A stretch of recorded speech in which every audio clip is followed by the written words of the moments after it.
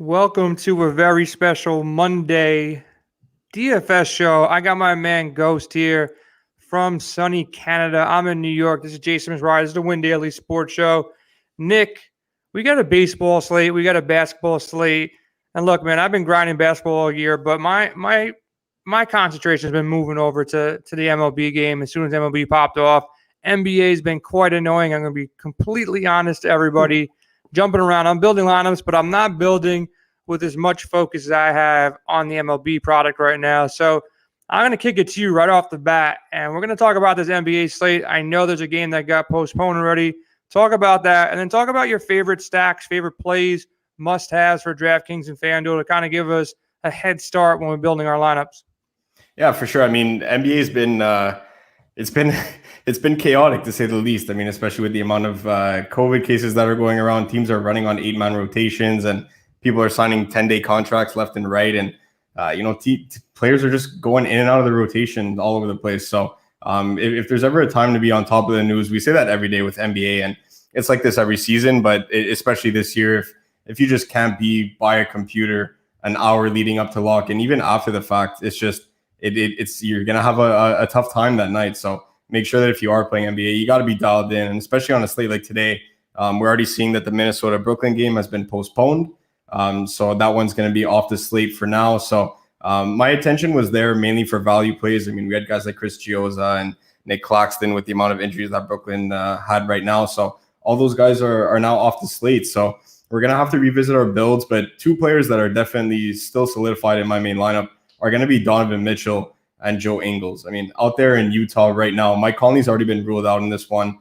They're playing Washington, number one team in the NBA in pace ranking and 26th in the NBA in defensive rating. So anytime Washington is on a slate, everyone knows that I love to attack those games. But now you get a guy like Donovan Mitchell who's dropping 40 points in 2 out of his last 3, with the other one being 38 points if he didn't miss 2 last-second free throws at the end of the game. So pretty much 3 straight games for 40 points for Donovan Mitchell out there. And now you take Mike Conley and Jordan Clarkson, who's doubtful of playing this one, out of the equation. It's Donovan Mitchell and Joe Ingles backcourt to be had here and throughout the entire game. So I get it. Rudy Gobert's in a good spot, but versus Washington, it's a smaller lineup. I want to play guards that can get up and down the court, rebound the ball fairly well, and that could really score. And Joe Ingles and Donovan Mitchell are the guys that are going to fill the box score tonight.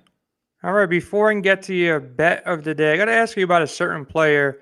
I haven't seen this dude at 10K. I don't know ever. I don't know if he's ever been at 10K.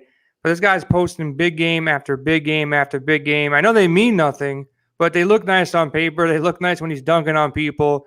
Zion Williamson, 10K, with a little bit of a depleted lineup in the New Orleans Pelicans.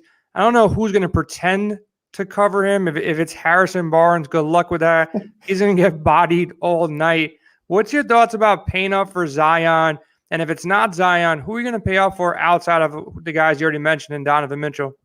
So I actually love paying up for Zion Williamson tonight. And the main reason is exactly that. I think this is the first time in his entire career. I mean, granted, it's been a relatively short one thus far, but it's probably his first time in his entire career that he's priced up this much. I mean, he's pretty much $100 cheaper than Joel Embiid, to put into perspective. I mean, you have 3, even 4. I'll throw Vooch in there. Everyone knows I'm a Nikola Vucevic truther out there. So I'll throw Vooch in that. And you have Joker, you have Embiid, you have Vooch, you have and of course Towns was on the slate as well before that game got postponed. So he's right up there with the best of the best in terms of front court players. And tonight I actually love paying up for this spot. And the main reason is that, we take the salary out of it and you just look at his recent production. I mean, he's really become the alpha out there in New Orleans, and it's about time. I mean, you saw what Brandon Ingram was doing to limit his ceiling, and he was taking 15 to 20 shots a game, and Zion's doing the same thing. I mean, I won't even say shots. It's more field goal attempts because half of them are going to be dunks anyways. Yeah, they're all dunks anyway. So I can't even say shots. But, he's taking 20-plus field goal attempts recently in all these games, and he's just getting right to the rim. He's keeping the game simple. And then you look at the opposing matchup now. Again, we're taking away recent production. We're taking away game logs. We're just looking at the pure numbers perspective, the analytics that are NBA DFS.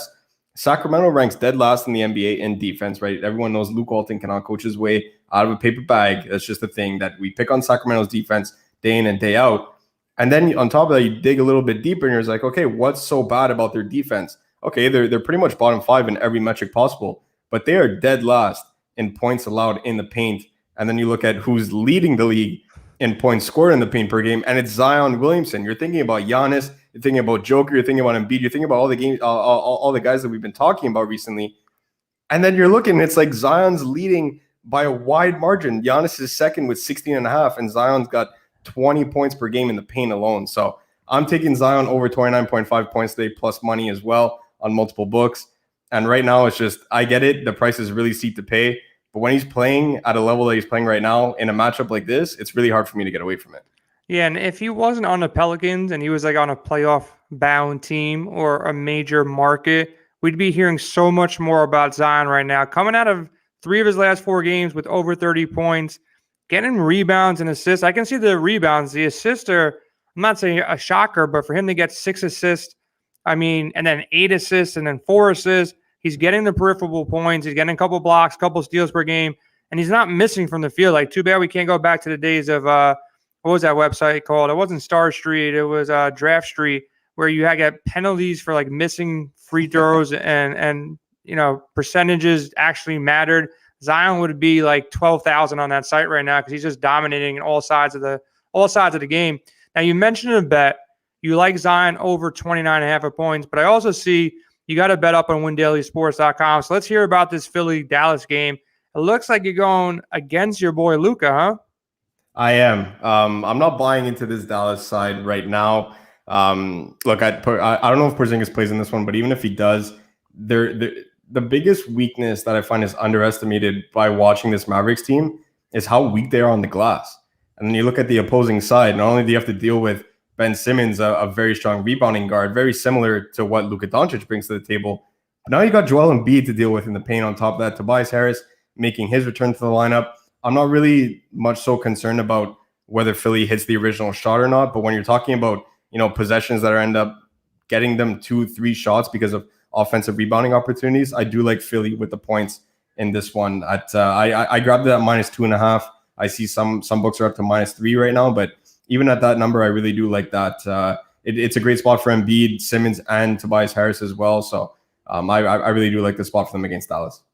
So I'm looking at the projection model right now. We got Joker and Luka up top. Not as high on Zion. I think he's got my eyes more than the projection model because it hasn't really caught up to his recent production. But I'm going to give Zion a bump there. Now, as far as like game stack environments where you want to get a couple shares, is this New Orleans game the game? Is it Chicago versus Memphis? Is it the Dallas-Philly game? Or is Joker going to go out there and just, run amok against Golden State? I've seen his ceiling come down a little bit since Aaron Gordon came in. Not that he hasn't been, posting triple doubles and posting 50-point games, but his ceiling as far as points have come down a little bit, rebounds down a little bit. What's your take on Joker at 10-4 in DraftKings? Do you prefer Joker? Do you prefer Luka or Embiid or Westbrook? If you're going with like a 2-stud, and say you're locking in Zion or you're locking in somebody else, who's the other stud that you'd pay for on this slate? If you are going all the way to the top, I don't mind Joker. The one thing that I'll mention quickly about that game is that I don't really know where it's going to land. Like I don't really have a good grip on that game. Like we've seen the Warriors come out and they can outright win tonight against Denver. It wouldn't really surprise anybody. They're a competitive team, and anytime you have Steph Curry dropping 35 points a night like they have in the past week, he's got 6 games in a row now where he's dropping 35 plus and he's hitting over 50% of his shots. So it wouldn't surprise me that the Warriors end up winning this game at all.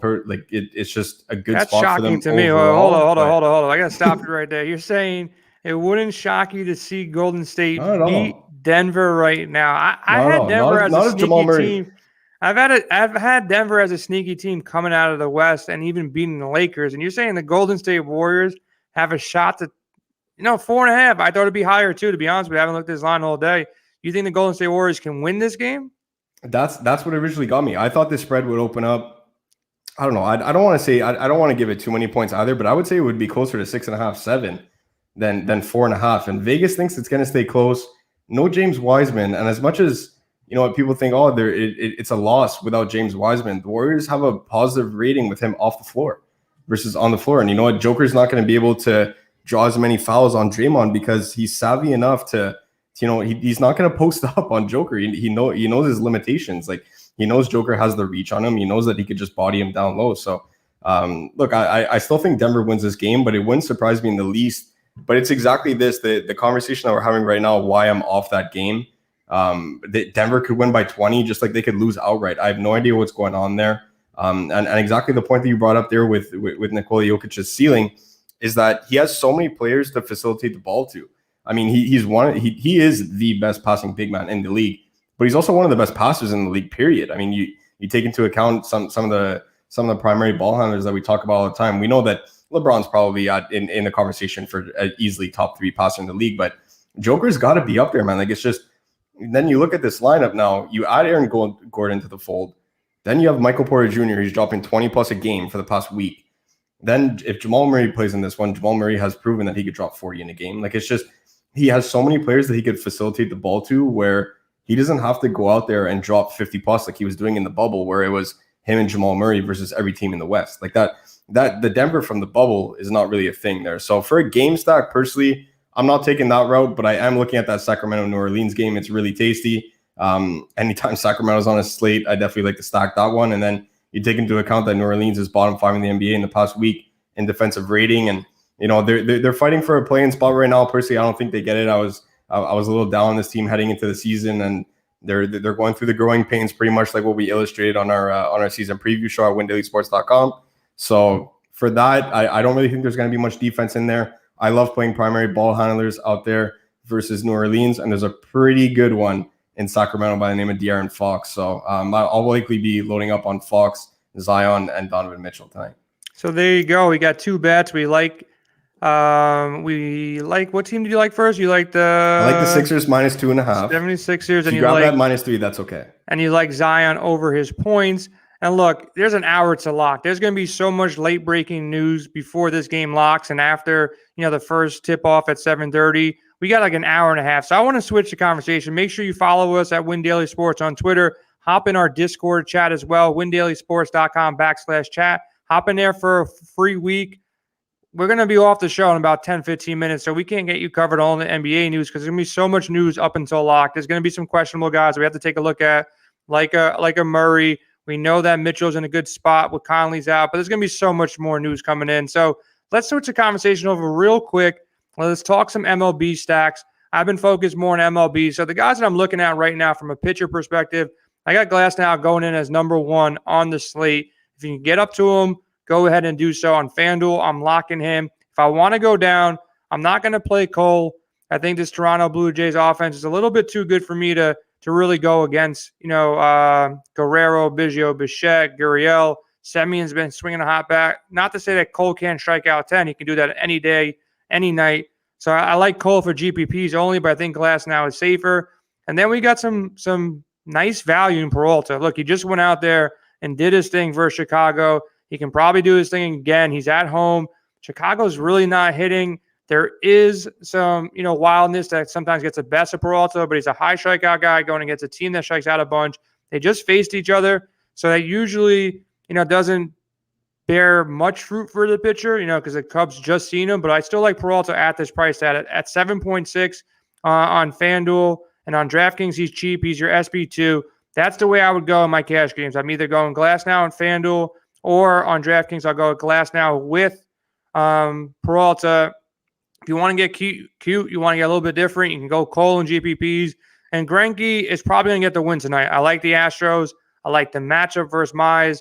They're coming in as one of my favorite stacks. Alvarez looking really in a great spot. The rest of the Houston lineup should get through Mize probably in 3 and 4 innings. They got one of the highest totals on the slate, so I like the Astros. I do like the Yankees. The Yankees are going against Robbie Ray. He hasn't had a start this year. Lefty is in a great spot, for these righties of the Yankees. LeMahieu and Judge, probably the top 2 in the slate. Stanton, he's always, capable of hitting a home run. He's in a good spot. Torres in a good spot. If you need some value too, Clinton Frazier, Urshela, and a couple other guys in this lineup are super cheap too, so I like them as well. And if you're not going that route, look, Bumgarner's on the slate. He used to be a great pitcher, and now he's probably a better hitter than pitcher. So I'm going to fade, Bumgarner in the slate. And I'm not like all in on the Athletics. It's not a team that I want to go, they're going to have a great night. But Luriano in a good spot. Kana, Lowry's been hitting. Chapman's been really cold this year, but he can get going. He's an all-star caliber type of player. So those are the stacks I'm looking at. There's some other stacks that are like one-offs. I like the Nats for some one-offs. I can see Kansas City going out there and have a good game. And one other stack that I think is going to be under-owned that's currently in my main lineup is the Angels. Brady Singer, not a great pitcher. Ohtani, Trout, Walsh, that's the top 3 guys that I want if I can get to them. If I can't get Trout, I might take a flyer on a Justin Upton type, but the Angels are in a good spot. They're going to be under-owned on this slate. It's a big slate. The Mets game is already postponed, so if you were thinking about playing any Mets and you were crazy enough to play some Mets, you're lucky. You don't have to play them. It's already postponed, so no Mets, no Phillies in your lineup. That's what I'm looking at right now. Ghost, what are you looking at as far as the MLB slate on DraftKings or FanDuel?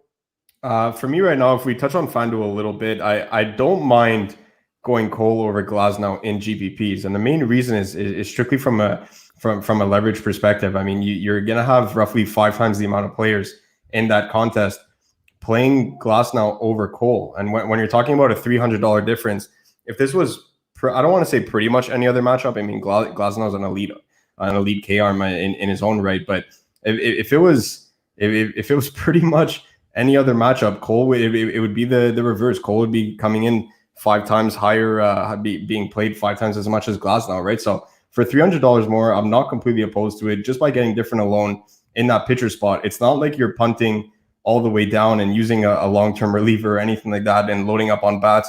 You don't have to change the core of your lineup. You're switching out, a 1A for a 1B at your pitcher spot, and you're getting Garrett Cole on top of that. So I'm not completely opposed to that. Right now, I do have Glasnow in my main lineup based on the contest that both you and I play.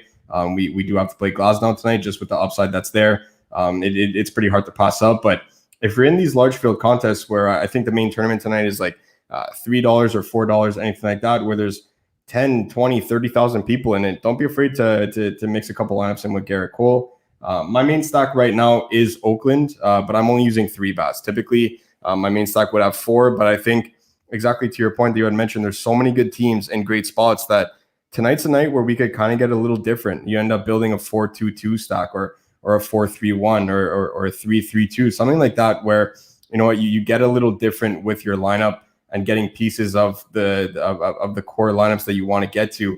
If it's 2 Angels and it's Ohtani and Trout, and the guy that you're leaving out is David Fletcher, well, it's not exactly a bad thing in that case. So I'm getting a little different with my lineup construction tonight and trying to get all of these elite offenses into my lineup.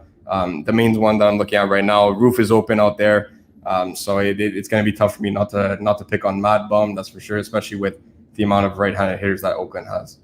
Yeah, so Athletics, Astros, Yankees, and Angels are my top four stacks on the slate. I can see you pulling off a one-off, and Franmil Reyes has been super hot going against a lefty. Juan Soto going against John Gant in a pitcher's park, but it doesn't really matter with Soto. He's got power for days. Those are 2 one-offs I was looking at earlier.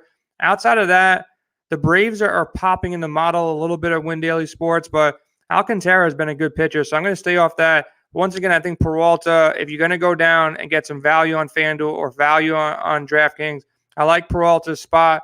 And, Cole's got blown up a couple times, in his past. So if you want to get super, super sneaky, I'm saying if you're going to enter, 20, 30, 40 lineups, go against a chalky Garrett Cole and throw some Blue Jays bats in your lineup. Cole hasn't been lights out. The good thing about Glasnow, they let him pitch last game. He threw over 90 pitches, so that gives me some safety going against the Rangers. Look, the Rangers are supposed to score less than 3 runs. That's why I got Glasnow ahead of Cole, and I think that's the right spot for cash games. Absolutely. Outside of that, Mariners aren't hitting. Not really going to play any Mariners. The Orioles have been hitting a bunch lately, but Sheffield is a pretty good pitcher, so I'm going to stay away from that. I wouldn't be surprised if Baltimore does score some runs, but not stacking mentality for me. So those are the 4 games we're going to ride right now. Like I said, the Mets game and the Phillies game is postponed, so don't go there. And so let's just call it out real quick. Give me some home run calls. Who do you think is going to hit a home run today, and who do you think is going to be the best ace on the slate? Best ace, I'll go with. I don't want to take these way out. I'll take Garrett Cole over Glasnow. I think I'll take the Yankees pitcher, and I'm sure the New York members of the staff are going to like that. And the a Mets home members. Run call. Forget about Rocker. Yeah, forget about that guy Rocker. And the home run call, I will go with Escobar, Diamondbacks. Third base, Escobar, Diamond. You went deep down, 3,700. man. Yeah, No we're love going for deep. Chris Bassett. I'm not taking Mike Trout or Ohtani or anyone in the big bats. So Escobar, third base, 3,700 on DraftKings, 32 on FanDuel. I do like. I call him Pablo Escobar because it's just fun. So I'm going to take the easy way out and not pick a player that most people even know how good this guy is at this point, because he hasn't really showed up in a full season. And Yordan Alvarez, man, I think he's definitely going to hit a home run tonight off of Casey Mize. The Astros are supposed to score 5 runs per Vegas or over 5 runs, and Alvarez just guy should be playing like tight end in the NFL, or should be like playing center instead of Andre Drummond, that bum in LA. But Alvarez is a guy that's going to be. He's going to put up, if he plays a full season, I can see him putting up 40 home runs. He's already got a couple on the season. Power to all fields. These Astros are going to just crush it tonight. I think they're going to be the top stack of the night. So I'm going to go with Alvarez for my home run call. I think Glasnow is going to be the guy you need on FanDuel and on DraftKings.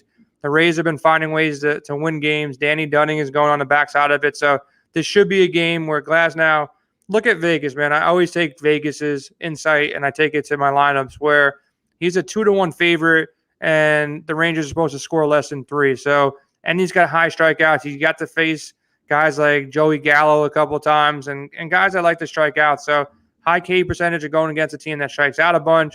I'm going to go with Glasnow as my top pitcher on the slate. And make sure you check us out at WinDailySports.com. We have a ton of cheat sheets, projection models. Ghost, you run the NBA model, you run the MLB model, and we're in this expert chat 24/7, 365. We were covering the Masters all weekend, NASCAR.